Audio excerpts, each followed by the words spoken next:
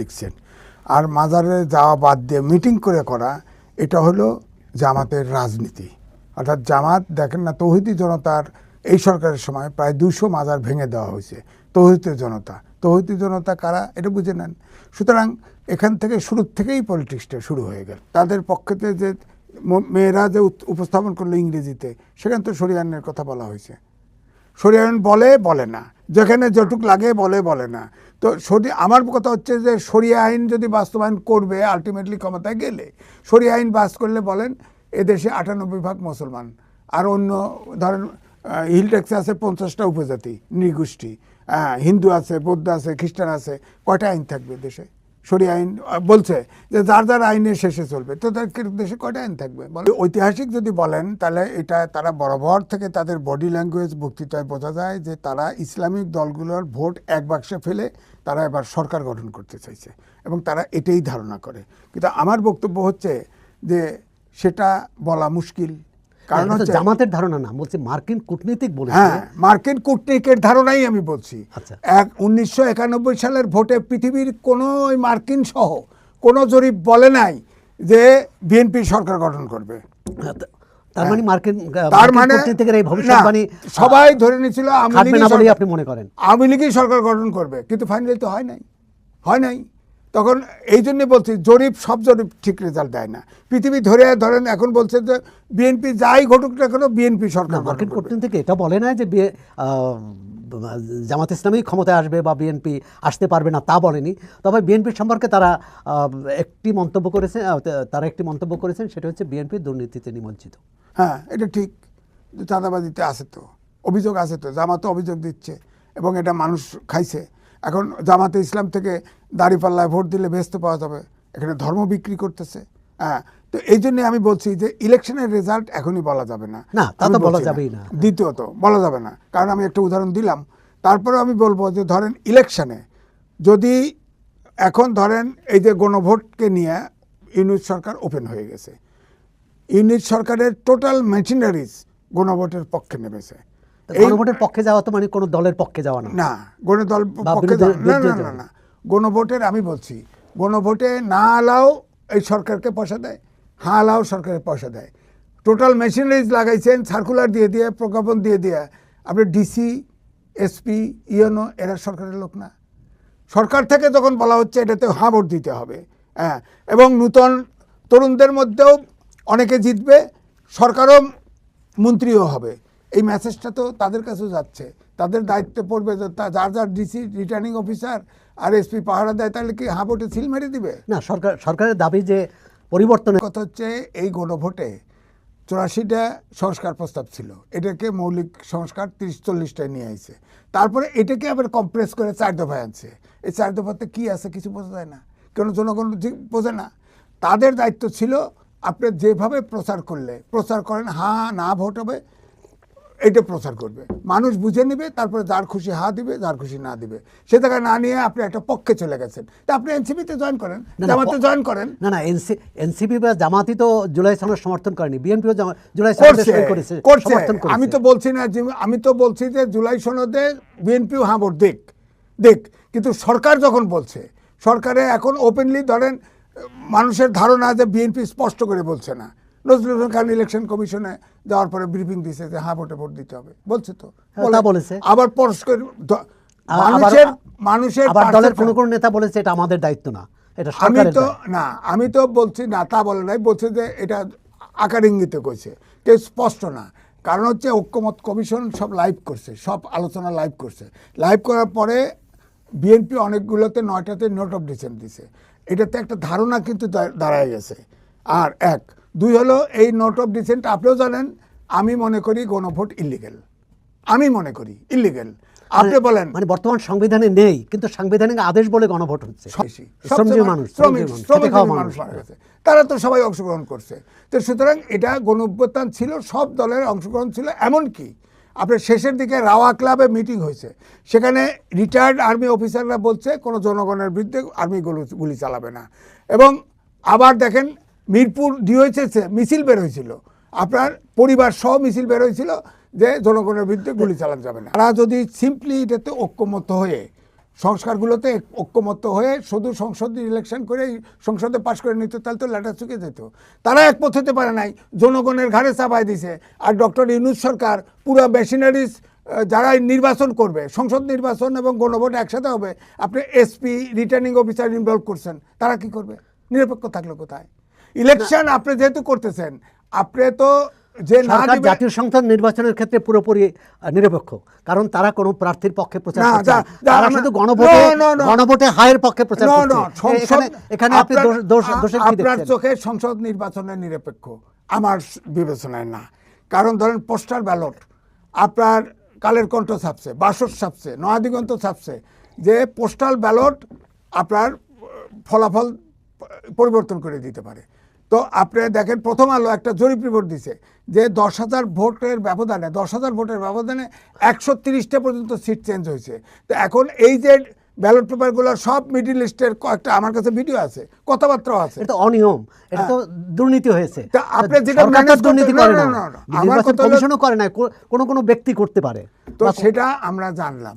আপনি এটা যেটা হ্যান্ডেল করতে পারবেন না, আপনি এই পোস্টাল ব্যালট ছিল, আগে ছিল জেলখানার থেকে হইতো, আমি বাংলাদেশের হইতো, এটা ঠিক আছে। কিন্তু আপনি বিদেশি সিটিজেন ফিটিজেন সব মেম্বারশিপ ভোটার বানায় দিলেন, আর এটা হ্যান্ডেল করতে পারছিলেন এটা না। জনদাবির জন্য, হ্যাঁ, এটা গণদাবি কে করছে? মানে এই প্রথম অভিজ্ঞতা তো। প্রথম অভিজ্ঞতা হলো এটা আমি বলি বিদেশি সরকার, সব দ্বৈত নাগরিক, বেশিরভাগ দ্বৈত নাগরিক, ওরা এই জন্য বিদেশ প্রবাসীদের আগে আগে ভোট বানাইছে। আমি তো পাইছি, আমেরিকান নাগরিক ভোটার হয়েছে, আমি টকশোতে গিয়ে পাইছি। আমি আমেরিকান নাগরিক আপনার ভোটার হয়ে না, লাভ কি? আমেরিকান নাগরিক আবার বাংলাদেশের নাগরিক যদি হয়, দ্বৈত নাগরিক হলে ভোটার হতে পারবে, প্রার্থী হতে পারবে না। প্রার্থীও তো হয়েছে এবার। তো প্রার্থী কি করে হলো? এই সরকার বানালো কেন? ব্যাংক ডিফল্টার, এই প্রার্থী তো বিদেশি সরকারের নাগরিক। না, প্রার্থী রাজনৈতিক দলগুলোর, বিএনপি, এনসিপি, জামাত এটার ইসলাম, জন্য এদের। ইলেকশন কমিশন সরকার আছে, তাদের ধরা প্রার্থী। কিন্তু আবার কোনো রাজনৈতিক দল বলছে একটু হালকাভাবে দেখুন, একটু নমনীয়ভাবে দেখুন, আর নির্বাচন কমিশন সেটা কি ঠিক করবে? করেন নাই।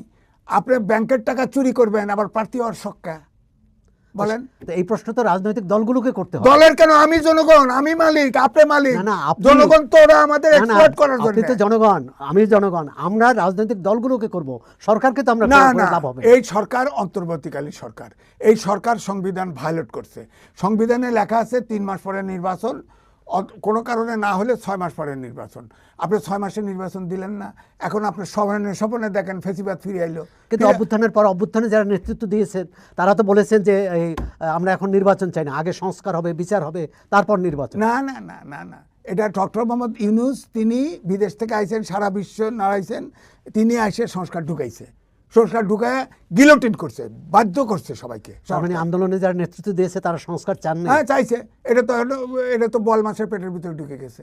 এনসিপির কথা বলতেছেন, এনসিপি তো আমি চাইছিলাম যে এনসিপির 3টা উপদেষ্টা ছিল, তারা সরকার থেকে বেরিয়ে আসছিল।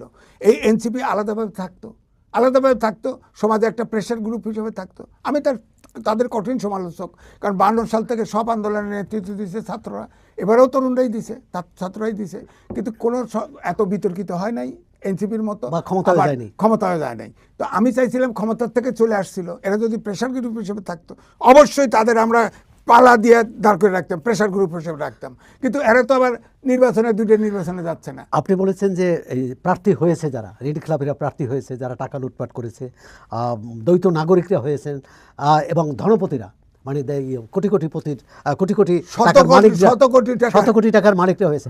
শত কোটি টাকা তো লিখিত, কিন্তু অলিখিত হাজার বহু কোটি আছে, টাকা, বহু আছে। আছে। এই যে এটাই তো আমাদের জনপ্রতিনিধি হবে। কিভাবে দেখছেন যে এরা জনপ্রতিনিধি হয়ে কি করবে? আমাদের গ্রাম দেশের ভাষায় বলে যে লাউ সেই কদু, হ্যাঁ, অর্থাৎ লাউ আর কদু একই রকম। তার মানে আগে যা ছিল এই সরকার ওই পথেই হাঁটতেছে। আপনি কে কি সরকার তো না, এটা তো রাজনৈতিক দল। রাজনৈতিক দল হবে কেন? স্টিয়ারিং সরকারের হাতে, ইলেকশন কমিশনের হাতে। রাজনৈতিক দল প্রেশারের জন্য চাইবেই তার ইন্টারেস্টে।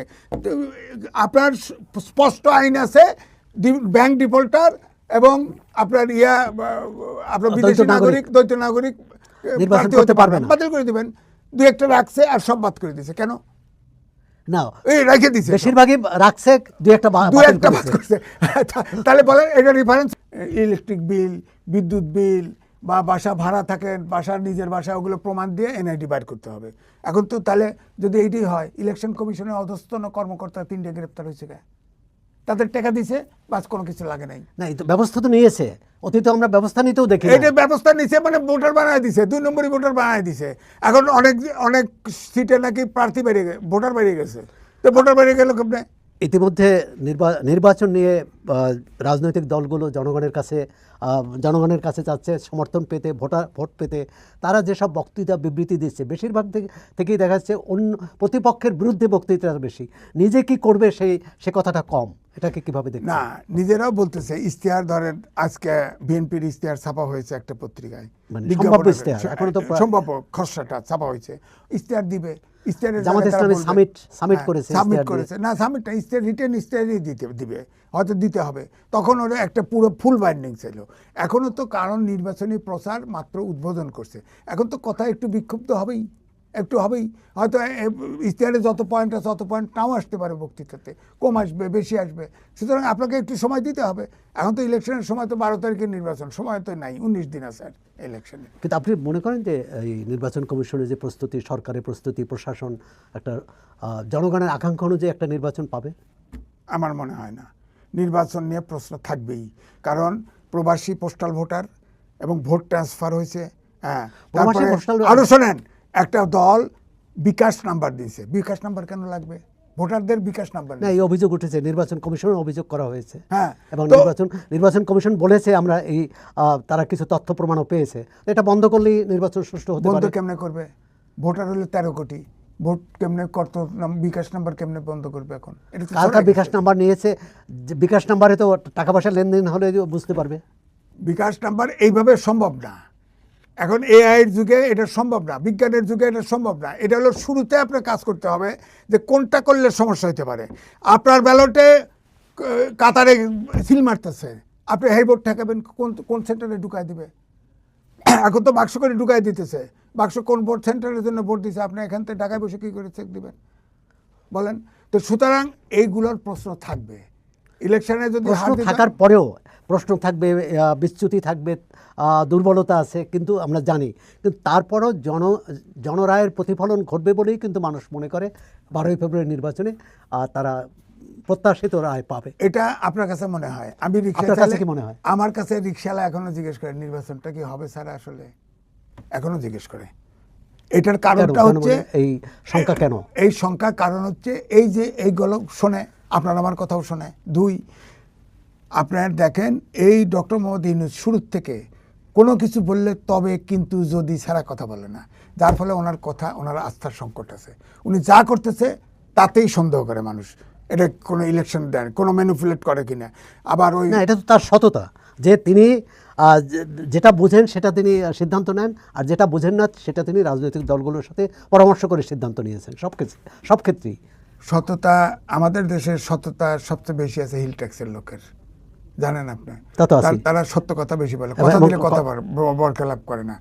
উনি তো হিল ট্যাক্সের লোক না, উনি আধুনিক উনি বিশ্ব কাছাকাছি, হিলট্যাক্সের কাছাকাছি, না, চট্টগ্রাম বসতবাড়ি, কাছাকাছি। বসতবাড়ি। সুতরাং আমরা তার প্রতি বিশ্বাস রাখি একটা ভালো নির্বাচন হবে। আপনি তারপরও ভোটারদের আমি আমার মুখ দিয়ে বলাতে পারবেন না নির্বাচন বিশ্বাসযোগ্য হবে, নির্বাচন হবে, গ্রহণযোগ্য হবে।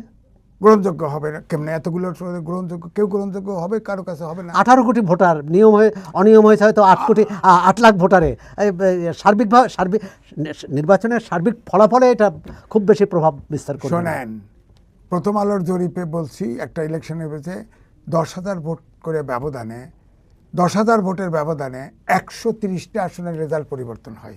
130টা আসনে এত প্রবাসী নেই, হ্যাঁ। এটি কয়েকটি আসনেই না, এটা প্রভাবিত ওই দুইটা করেছে। যোগ করেন, সিট ট্রান্সফার আর প্রবাসী ভোট, দুইটা, এক বিকাশ তাহলে নাম্বার। আপনি কি এই নির্বাচনের প্রতি অনাস্থা প্রকাশ করছেন? না, অনাস্থা প্রকাশ করবো কেন? হ্যাঁ, নির্বাচন চাই, নির্বাচন। এই সরকার দেশটারে ফোকলা বানা ফেলাইছে, দেশটা অসল বানা ফেলছে, নির্বাচন দিয়ে কাটে ফুরুক।